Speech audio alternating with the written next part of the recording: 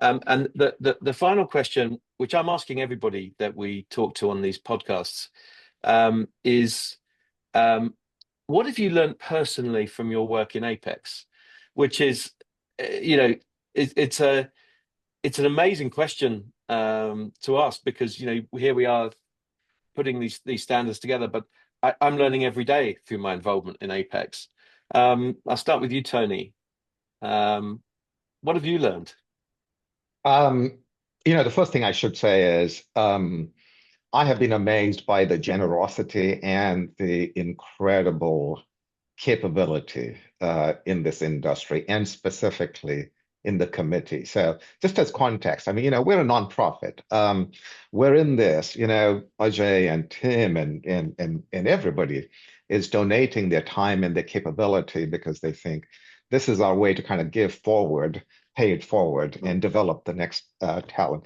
But I have been amazed at the generosity of my colleagues in here. But the second thing, and perhaps the more relevant thing from a professional standpoint, is I have learned how how much richness there is in structured standard models in the way we operate GBS, right?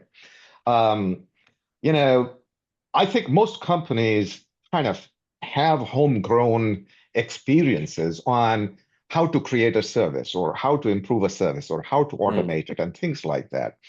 But my biggest learning has been that when you step back out of this and you start to look at the data, there are proven models that exist that, we need to now go from handmade tailoring of all of these processes to picking off the rack standard, ready-made kind of approaches. And it's incredible. My amazement has been that, just so much exists, and that, there is an opportunity to leapfrog as a result of using some of this.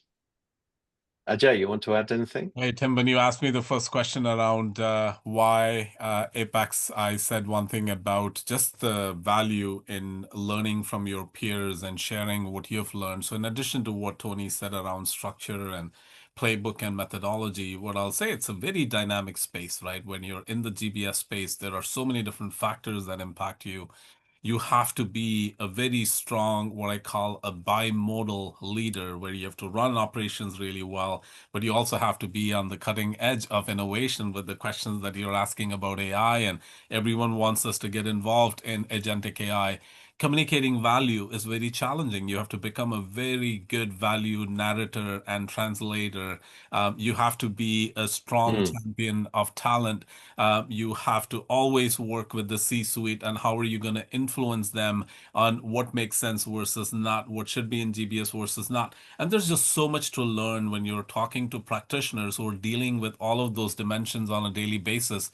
And so I love the learnings around all of those dimensions and how we are all, as Tony said, very committed to taking that, codifying it, and making it available to our peers who are interested in traversing through the same journey.